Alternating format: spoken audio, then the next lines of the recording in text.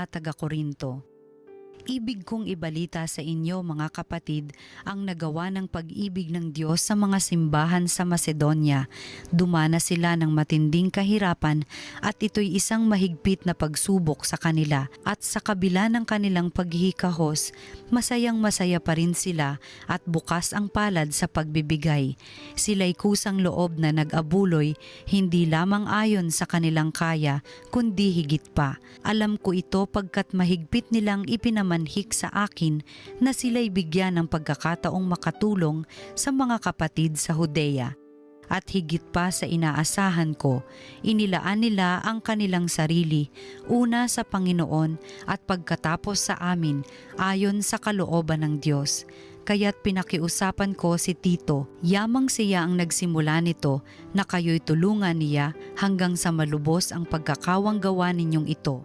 Kayo'y tanyag sa pananampalataya, sa pagpapahayag, sa kaalaman, sa kasipagan, at sa inyong pag-ibig sa amin.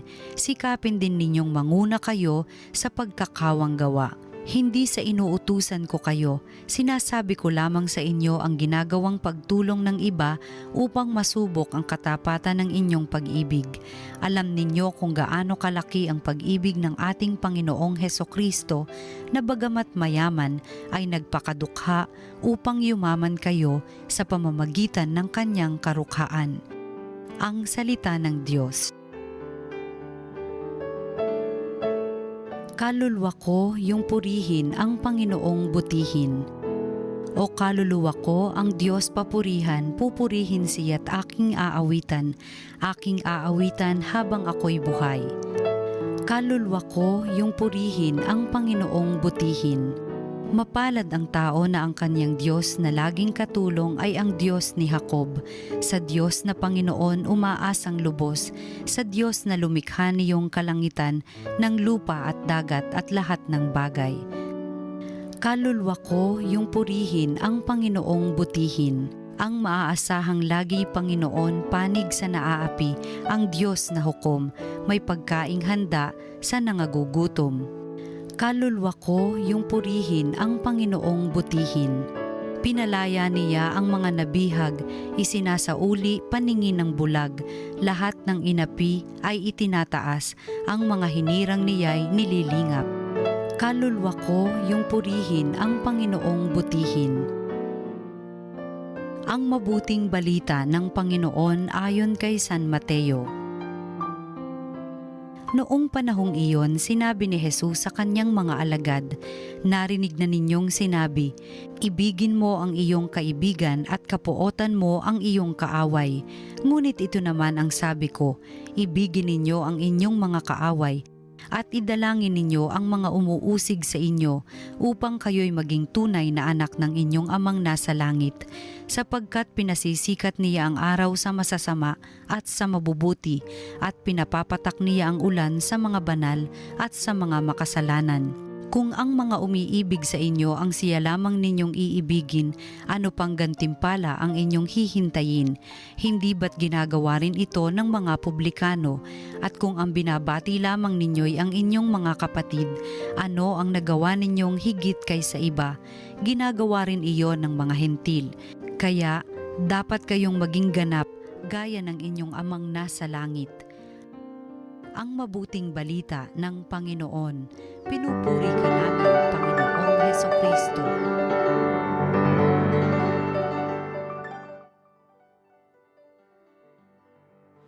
Mga kapanalig, narinig po natin ang mabuting balita sa Martes na ito, ang ika-11 linggo sa karaniwang panahon.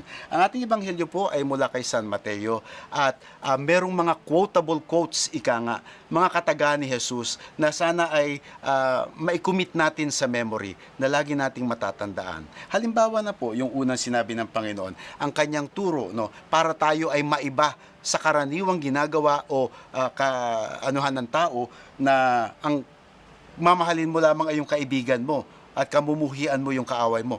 Normal na tao, pero hindi ang Kristiyano. Ang turo ng ating Panginoon dito ay ibigin ninyo ang inyong mga kaaway at idalangin ninyo ang mga umuusig sa inyo. Pag-isipin nga po natin ng malalim yan, no? Iibigin natin ang ating kaaway at ipagdarasal natin ang mga umuusig sa atin. Parang hindi normal, hindi natural sa ating kagawian. Eh, okay lang po yun dahil hindi tayo talaga citizen of the world. We are the citizens of heaven. Kaya nga magandang pag-anuhan natin yun. It's easier said than done. Easier said than done. Kapag andyan ang kapitbahay mo, no, na nagiging pasaway sa iyo. Halimbawa, yung kanyang mga basura ay nilalagay diyan sa bakuran mo, no, o kaya lagi kang yung hindi ba cooperative, yung may mga ganon. Minsan may mga taong pang-inis sa ating buhay. Kapag may mga ganyan po, wag na po nating papatulan. Ibig sabihin niya, wag na natin papatulan. Unless hindi makatarungan yung ginagawa. Ano po? Dahil dapat may katarungan pa rin. Dahil ang ating charity ay pumapatong lamang sa katarungan. So, kapag maliit na bagay naman po, hindi naman natin kailangan ipagyegyera ang lahat ng mga maliliit na bagay na pang-inis sa ating buhay. No, pipiliin lamang natin ang tunay na dapat na magpapakulo ng ating dibdib dahil may hindi makatarungang tayong nakikita. Pero sa mga maliliit na bagay, let it go. No? Sabi nga nila take the higher ground.